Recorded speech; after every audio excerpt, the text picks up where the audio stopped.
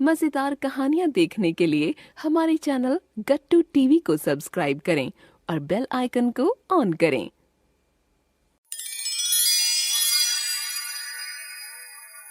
सोना मोना दो बहनें थी। उनके माँ बाप एक सेठ के यहाँ काम करते थे। एक बार जब वह काम पर जा रहे थे तो उनका कार से एक्सीडेंट हो जाता है और उनकी वहीं मृत्यु हो जाती है।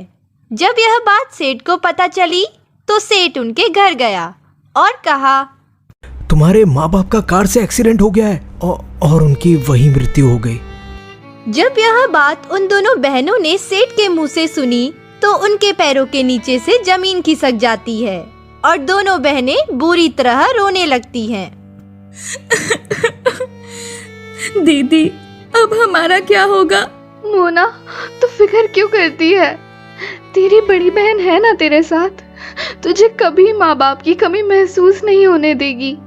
मोना रोते हुए सोना के गले लग जाती है और बिलक बिलक कर रोने लगती है।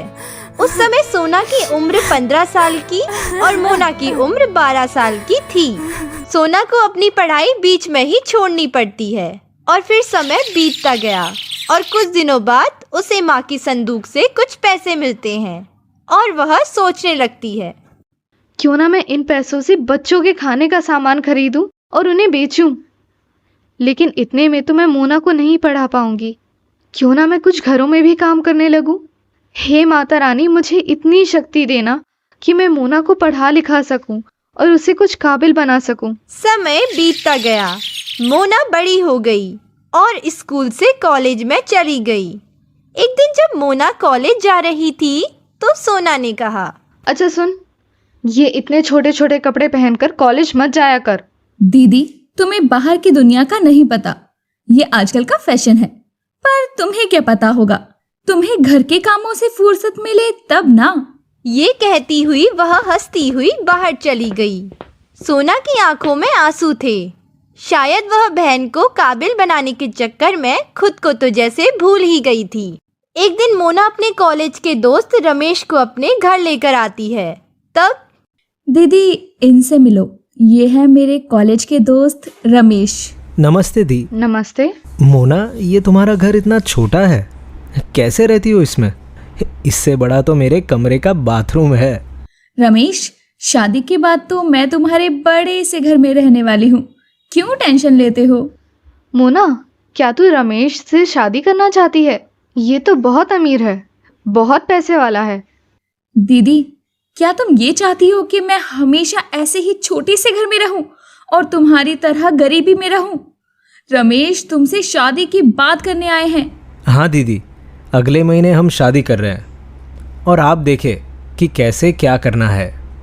सोना मोना की बात से चिंतित, हैरान, परेशान और दुखी थी कि इतनी जल्दी वो सब कुछ कैसे करेगी। सोना ने ये बात नीरज को बताई। सोना जब भी मुसीबत में होती थी, नीरज हमेशा उसका साथ निभाता था। वह उसका बहुत अच्छा साथी था। सोना, तुम चिंतित ना हो, सब हो जाएगा। देखो सोना, तुम उसकी बड़ी बहन हो तो पहले तुम्हारी शादी होनी चाहिए।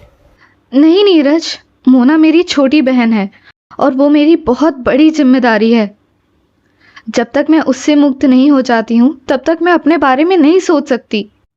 मोना और रमेश की शादी धूमधाम से होती है। सोना ने अपनी सारी कमाई उसकी शादी में लगा दी। अपने लिए उसके पास अब कुछ नहीं बचा था। शादी के बाद मोना का व्यवहार बदलने लगा। उसे पैसों का घमंड होने लगा क्योंकि रमेश बहुत ही अमीर और पैसे वाला था। सोना बहुत ही अकेली हो गई थी। एक दिन नीरज ने उससे कहा, सोना, अब मोना अपने ससुराल अपने घर चली गई है। तुम्हारे सारे फर्ज पूरे हो चुके हैं। क्या मैं तुमसे एक बात बोल सकता हूँ? हाँ कहो नीरज, क्या हुआ? मैं तुमसे शादी करना चाहता हूँ। क्या तुम मेरी पत्नी बनकर मेरे साथ रहना चाहोगी?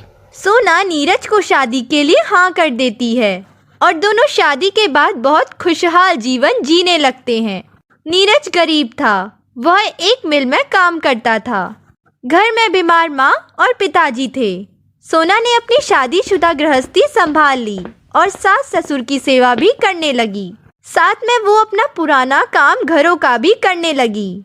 मोना हमेशा कार में बैठकर अपने ड्राइवर के साथ आती और सोना को उसकी गरीबी का एहसास कराया करती थी। अरे दीदी, ये कितनी सस्ती सी और बेकार सी साड़ी पहनी है। इससे अच्छी साड़ी तो मेरी काम वाली पहनती है। कोई बात नहीं मोना, इंसान की असली पहचान तो उसके दिल से होती है, उसके कपड़ों से नहीं। बैठो मोना, मैं कुछ चाय नाश्ता लेकर आती हूँ। अरे नहीं दीदी, मैं चाय नहीं कॉफ़ी पीती हूँ। अच्छा दीदी, अब मैं चलती हूँ। तुम्हें याद है ना, कल मेरा जन्मदिन है। कल रमेश ने घर पे पार्टी रखी है, बड़े बड़े लोग आएंगे। तुम और जीजा जी दोनों को आना है। और दीदी प्लीज कपड़े ना जरा अच्छे पहन कर आना। मोना के जाने के बाद सोना बाजार गई और उसके लिए एक अच्छी सी साड़ी लाई। नीरज और सोना दोनों मोना के घर गए और उसके जन्मदिन का तोहफा दिया। साड़ी देखकर मोना को गुस्सा आ गया। ये क्या लाई हो दीदी? हमारी हैसियत देखकर तो तोहफा लाना चाहिए था ना। मैं किसी को क्या दिखाऊंगी कि मेरी दीदी कितनी घटिया सी साड़ी लेकर आई है। फिर इतना कहकर मोना साड़ी को कूड़ेदान में फेंक देती है। सोना रोती हुई वापस अपने घर जाती है। नीरज ने उसे बहुत समझाया। देखो सोना, एक दिन हमारे दिन बहुत अच्छे होंगे और तुम्हारी बहन खुद तुमसे माफी मांगेगी। कुछ समय बाद मोना ने एक बेटी को जन्म दिया, लेकिन नीरज सोना को मोना के घर जाने के लिए मना कर देता है। सोना ज्यादा पढ़ी लिखी नहीं थी, इसीलिए नौकरी तो कर नहीं सकती थी। उसने बहुत सोचा, फिर उसने अपने मन की बात नीरज को बताई। अच्छा नीरज, मैं छोले भटूरे बहुत अच्छे बनाती हूँ, क्यों ना मैं यही काम शुरू कर दूँ? क्या तुम मेरी मदद करोगे? जरूर करूँगा, तुम धर्मपत्नी हो मेरी, मैं तुम्हारा हमेशा साथ दूंगा।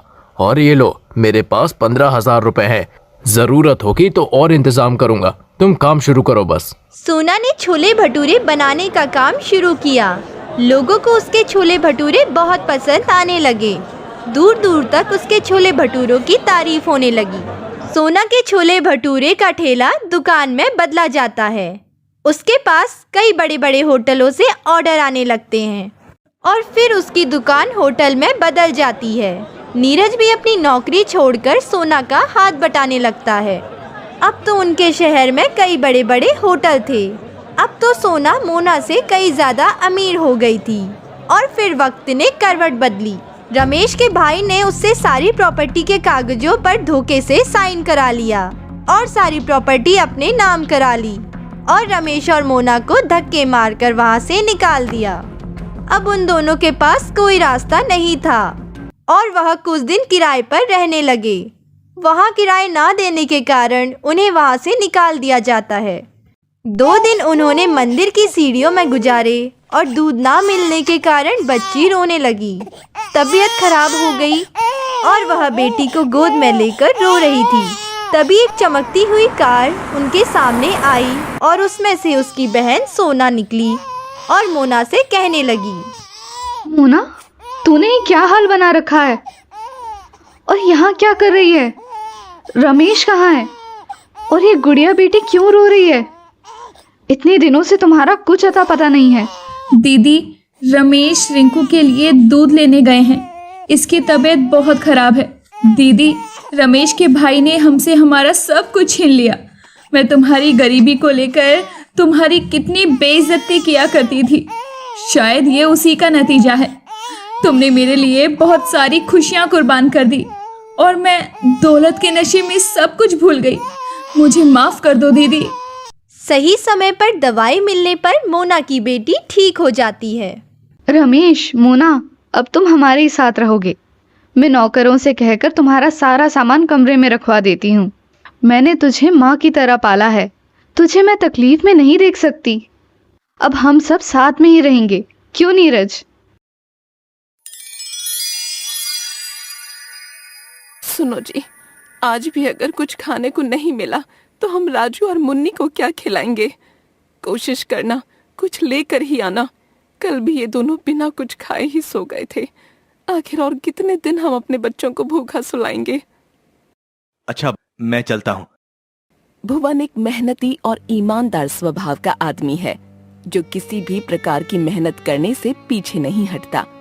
मगर फिर भी ये अपने बीवी बच्चों को एक वक्त की रोटी भी नहीं दे पा रहा है। देश भर में लॉकडाउन के बाद कामकाज मानो ठप ही हो गए हैं। अब ऐसे में अपने परिवार के लिए एक वक्त की रोटी जुटाना भी भुवन के लिए मुश्किल होने लगा है। भुवन एक दुकान पर काम मांगता है। मालिक, क्या मेरे लिए कोई काम है? मैं कुछ भी करूंगा। अरे जा भाई, पहले ही काम मंदा है, कोई काम नहीं है यहाँ, कहीं और जा। भुवन निराश होकर वहाँ से चला जाता है और पूरा दिन बस ऐसे ही घूमने के बाद भी उसे कोई काम नहीं मिलता। उसे बहुत जोरों की प्यास लगी होती है। वह थोड़ी दूर एक नदी की ओर पानी पीने के लिए जाने लगता है। वह नदी किनारे रुककर पानी पीने लगता है। वह देखता है कि शाम होने वाली है। हे भगवान, शाम होने वाली है, पर मैंने अभी तक कुछ भी काम नहीं किया। भगवान, क्या आज भी मेरा परिवार भूखा ही सोएगा? मेरे फूल जैसे बच्चे 2 दिन से भूखे हैं और मैंने और बाला ने भी तो 2 दिन से कुछ भी नहीं खाया है। जल्दी से चलता हूं, मुझे कुछ काम ढूंढना पड़ेगा, नहीं तो मेरे बच्चों को आज भी बिना कुछ खाए सोना पड़ेगा। भुवन वहाँ से जाने लगता है। तभी वहाँ पास से उसे किसी व्यक्ति की आवाज आती है। आवाज सुनकर वह रुक जाता है। अरे सुनो बेटा, मुझे बहुत जोर से प्यास लगी है, मुझे थोड़ा पानी पिला दो, भगवान तुम्हारा भला करेगा। मैं चल नहीं पा रहा हूँ, बहुत थक गया हूँ। हाँ बाबा, रुको, मैं अभी आपके लिए पानी लाता हूँ। भुवन नदी से पानी भरकर लाता है और उस बूढ़े आदमी को पिला देता है। अच्छा बाबा, मैं चलता हूँ, मुझे कुछ काम है। क्या हुआ, आज भी खाली हाथ ही घर जाओगे? क्या कहोगे अपने बच्चों से, अपनी पत्नी से क्या कहोगे? है कोई जवाब तुम्हारे पास? बाबा, आपको कैसे पता? बाबा, आज मैं घर ही नहीं जाऊंगा। मेरी बीवी और बच्चे मेरी राह देख रहे होंगे, पर मेरे पास तो उन्हें खिलाने के लिए कुछ भी नहीं है। आखिर मैं किस मुंह से घर जाऊं? नहीं, मैं नहीं जाऊंगा। भुवन वहीं पेड़ के किनारे लगकर बैठ जाता है और रोने लगता है। वह बूढ़ा आदमी उसकी ओर देखता है और कहता है, बेटा रो मत, मुझे पता है तू बहुत बहादुर है और मेहनती भी। मेरी बात सुन, अगर मैं जैसा कहूं और तू वैसा ही करेगा तो तेरी किस्मत का भी ताला खुल जाएगा और तू कभी भी भूख से परेशान नहीं होगा। बाबा, मैं हर काम करने को तैयार हूं, पर कोई मुझे काम देता ही नहीं। मैं करूं तो करूं क्या? आप बताओ, मैं क्या करूं? बूढ़ा आदमी भुवन को एक पौधा देता है और उससे कहता है, ये ले बेटा, ये पौधा ले और इसे पहाड़ के पीछे एक बंजर मैदान है, वहां लगा दे। और सुन, वहां से मेरे लिए थोड़ी सी मिट्टी ले आना, और मिट्टी इतनी हो कि मैं उससे एक चूल्हा बना सकूं। भुवन बूढ़े आदमी से वह पौधा ले लेता है और वहां से जाने लगता है। बाबा, मेरा इंतजार करना, मैं अभी ये पौधा वहां लगा कर आता हूं और वहां से आपके लिए थोड़ी मिट्टी भी ले आऊंगा। भुवन जंगल के रास्ते होता हुआ पहाड़ के पास आ जाता है और कहता है, तो यही है वो पहाड़, इसी के पीछे है वो बंजर जमीन। जल्दी से पौधा वहां जाकर लगा देता हूं, नहीं तो जल्दी ही रात भी हो जाएगी। भुवन पहाड़ के इस पार आ जाता है और देखता है कि पूरा मैदान बंजर होता है। वहाँ एक भी पेड़ या पौधा नहीं होता है। वह पौधा उसी बंजर जमीन में लगा देता है और वहीं से थोड़ी सी मिट्टी भी भर लेता है। तभी वह देखता है कि देखते ही देखते वह बंजर जमीन एक हरे भरे बगीचे में बदल जाती है और वहाँ बहुत सारे फल के पेड़ हो जाते हैं। अरे वाह, इतने सारे फल, ये तो कमाल हो गया। आज अपने बच्चों को फल खिलाऊंगा। कम से कम उन्हें भूखा तो नहीं सोना पड़ेगा।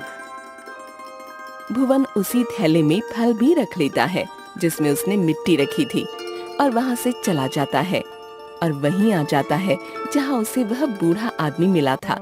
वह बूढ़े आदमी से कहता है, बाबा ये लो, मैं ले आया मिट्टी और मुझे भी घर जाना है। मेरे बीवी बच्चे घर पर भूखे हैं। ठीक है, तुम जाओ और ये मिट्टी भी तुम ही ले जाओ। और ये मिट्टी कोई साधारण मिट्टी नहीं है, जादुई मिट्टी है। इससे अपने घर के आंगन में एक चूल्हा बनाना।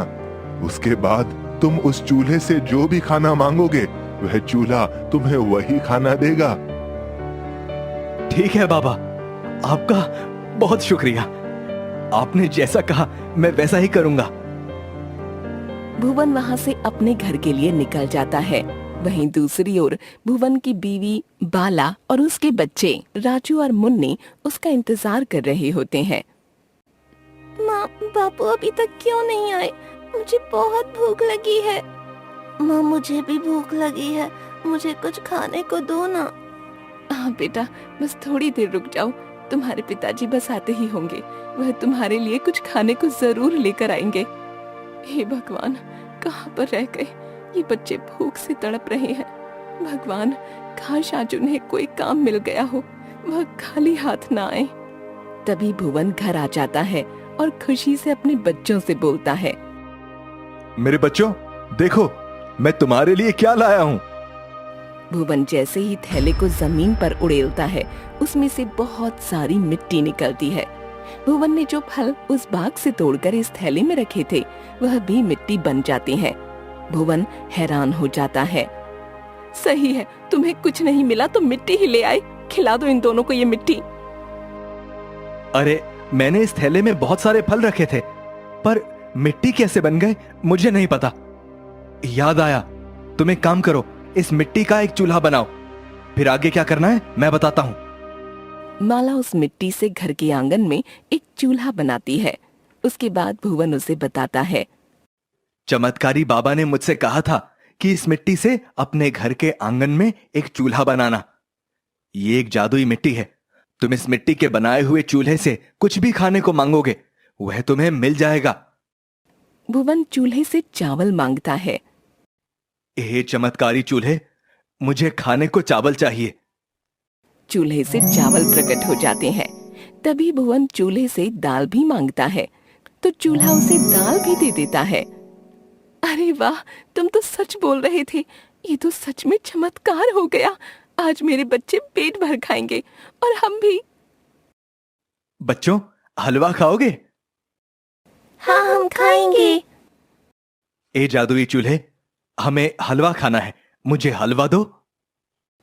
और इस तरह भुवन जादुई चूल्हे से तरह तरह के पकवान खाने के लिए मांगता रहता है। और इस तरह भुवन और उसका परिवार पेट भर कर खाना खाते हैं। तो आपने इस कहानी से क्या सीखा, हमें कमेंट कर जरूर बताएं। मिलते हैं एक और रोचक कहानी के साथ।